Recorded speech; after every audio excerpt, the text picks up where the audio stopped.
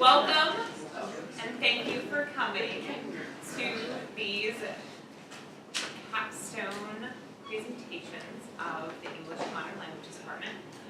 We are happy to have you all, and we hope that these wonderful projects and presentations spark a whole bunch of interest and some questions. We have 6 presentations tonight, and we are going to do 3. Take a quick 5-minute break just so that everyone can get up and walk around a little bit, move your legs, and then we'll finish out with the final 3. And we will have, the presentations will be about 10 minutes long, and there'll be time for Q&A after those presentations, and then we'll move into the next. So, first up, she's very excited to be first, is Hayleigh McAllister with Aldham, the story behind my dream.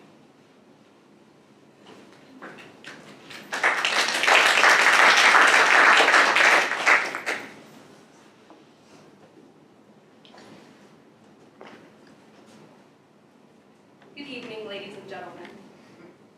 I have dreamed of being a successful writer since I was in middle school. In 8th grade, my teachers gave an assignment in which we were to write a narrative essay about a memorable time in our lives. I decided to write a story about my parents' divorce, an event that affected me long into my young adult years. The story came from my heart, and it moved my classmates and my teacher to tears. My teacher told me that I had a knack for telling stories and for articulating my feelings. Since then, I have tried to create stories that highlight different emotions. As I continued to create stories, I found that emotions are extremely difficult to write without sounding too cheesy. However, with the help of numerous workshop courses that I have participated here at Shepherd University, I feel that I have done well to polish those skills. Tonight I will be sharing with you an emotional excerpt from a short story titled Aldham, which I wrote during Dr. Pade's Advanced Creative Writing course in 2016. This story is about an aspiring professional journalist named Charlotte, or Charlie Eldridge. Inspired by the struggle that is becoming a professional writer or journalist, my character Charlie is supposed to illustrate the typical aspiring writer. I chose to share this story with you tonight because it is unlike any other story that I have written in the past. Though I typically write love and romance stories, I decided to challenge myself and create a story in which there are no romantic relationships. I wanted this story to focus on the struggles in which writers and journalists face when attempting to become well-known, all while juggling everyday life and family relationships. After working a dead-end job for her town's local newspaper for several years, Charlie receives an email from the New York Times asking her to come in for an interview.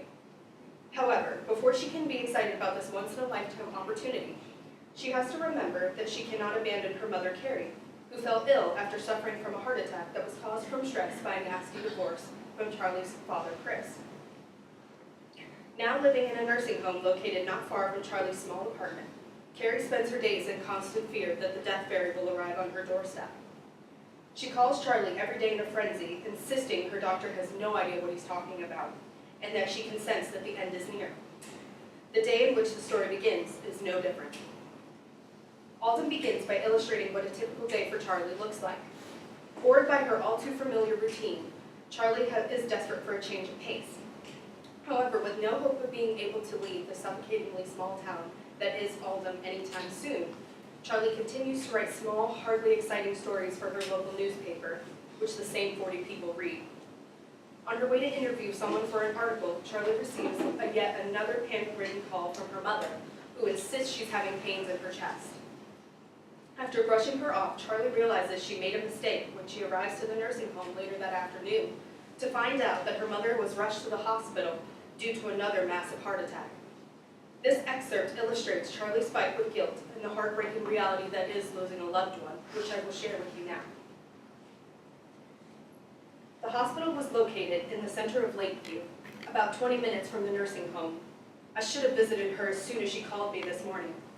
Guilt began flooding through my body. I drove as fast as I possibly could, only trying to avoid a ticket because I knew it would slow me down. When I arrived at the hospital, I ran inside and up to the front desk. Charlie Eldridge, I tossed my driver's license on the counter. Where is my mother? The secretary slowly looked at my ID and then at me again. Please have a seat, Miss Eldridge. The doctors have just taken your mother into surgery. It's going to be a while. She gave me a sympathetic smile. I huffed. Can you at least just tell me what happened? I asked frantically. The secretary handed me back my license. I'm sorry, Miss Aldrich, but there's nothing I can do for you right now. Please have a seat. The doctor will be with you shortly. She went back to doing her work. Did she just tell me to have a seat? What part of my mother is in surgery are you not understanding? Now please tell me what the hell is going on. I demanded, throwing my hands in the air and shouting at the top of my lungs. The secretary's eyes grew wide. She looked around the waiting room, signaling I was causing a scene. I felt a firm hand rest on my shoulder. I whipped around to see the security guard giving me a firm glare. Ma'am, I think you need to lower your voice and have a seat, he said. I glared up at him. Whatever. I muttered through my teeth. I came to my shoulder from his grasp and took a seat next to one of the few people that didn't look like they were going to keel over at any moment. I really hated hospitals. I decided to call my father to let him know that my mom was in surgery, but insisted that he shouldn't come because I wasn't sure of my mother's physical or emotional state. All that was left for me to do was wait, and I waited for 2 hours. And 2 hours felt like days to me. I shook my legs and picked my nails and slouched and turned in my seat, desperately trying to fight the suffocating thoughts of my mother possibly being dead already. She's okay, I repeated to myself. She has to be okay. Finally, the doctor walked into the lobby. Charlotte Eldridge, a young man wearing a long white medical coat over green scrubs, called out.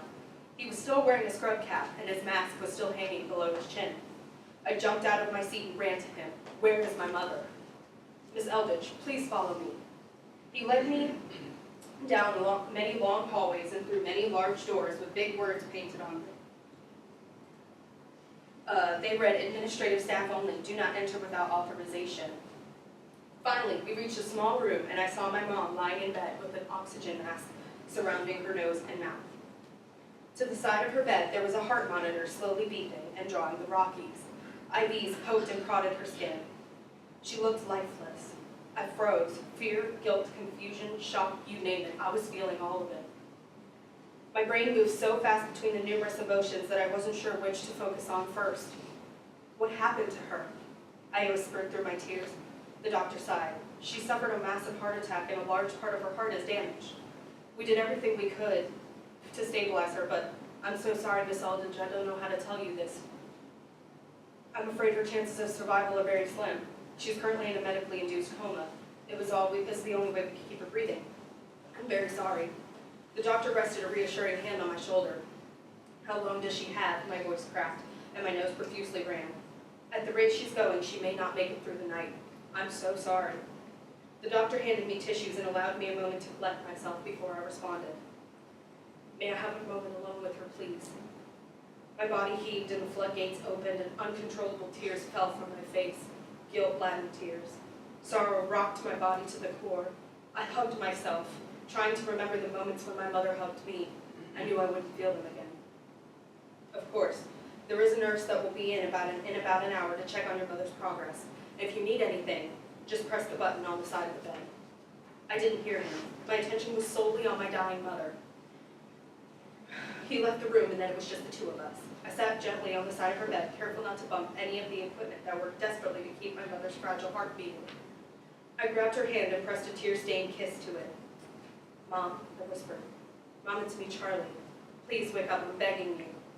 I'm sorry I didn't come visit you this morning when you called me. I don't know how this happened. I began to cry again. I squeezed her hand and rested my cheek on her arm.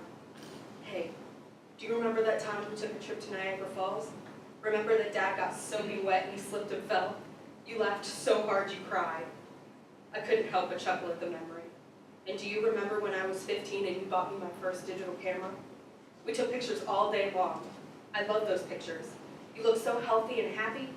I paused and took a deep breath before continuing. Mom, what happened to you? You used to be so energetic, you used to run every day and only eat healthy foods. How did you get sick? How did this happen? I looked at my mother. She was pale and cold. There were bags and wrinkles under her eyes. Her lips were a faded pink now, and her cheeks no longer rosy. I continued.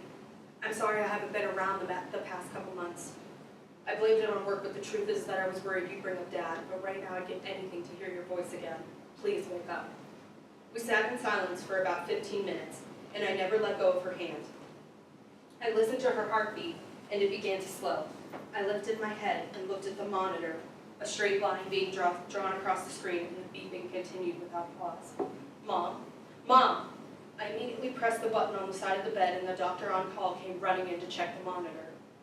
After reading the reports and checking my mother's pulse, he confirmed that at 9:28 p.m. on September 16, 2015, my mother had passed away. While I have never had to deal with the loss of a close relative, and I can't relate to my character Charlie in that aspect, I chose to share this excerpt with you tonight to showcase all of the hard work and research I've done to put emotion into my story, in addition to proving that I like a challenge. Aldham is a direct representation of just how much the Department of English and Modern Languages has helped me polish my writing skills and prepared me for the journey that is becoming a successful writer. Thank you.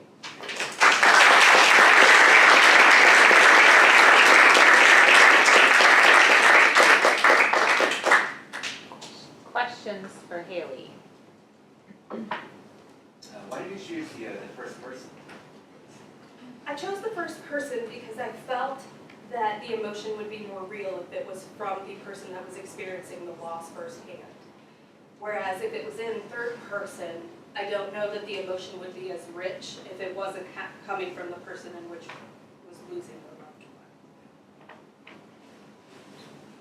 one. Your writing is very direct and straightforward, a lot of action verbs and that kind of thing. I mean, how much rewriting do you, but it seems very natural, and it reads, it has a lovely flow to it and all. How much revising do you normally do? And how did you struggle to get it to seem so effortless? So this specific excerpt has actually gone through quite a bit of revisions, and actually my peer review partner is the one that helped me put even a little bit more emotion into it. As I mentioned, I've never had to, luckily, experienced losing a close relative.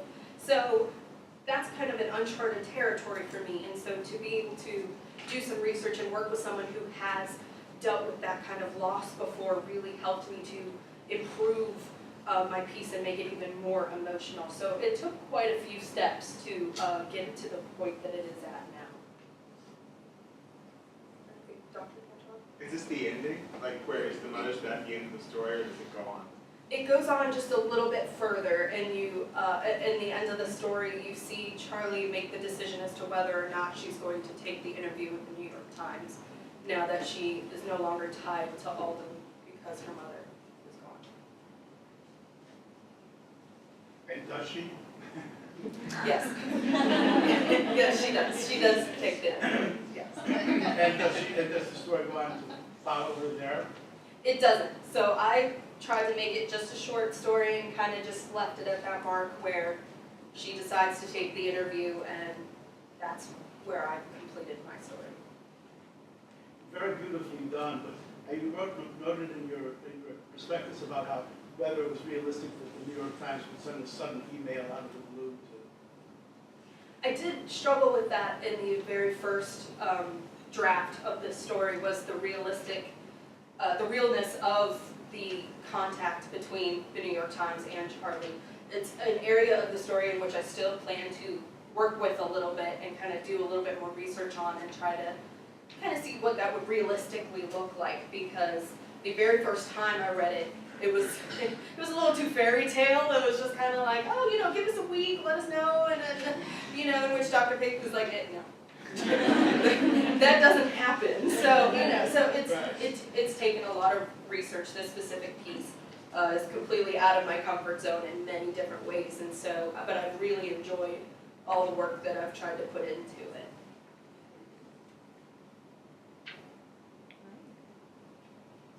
Thank you, Hayleigh. Thank you.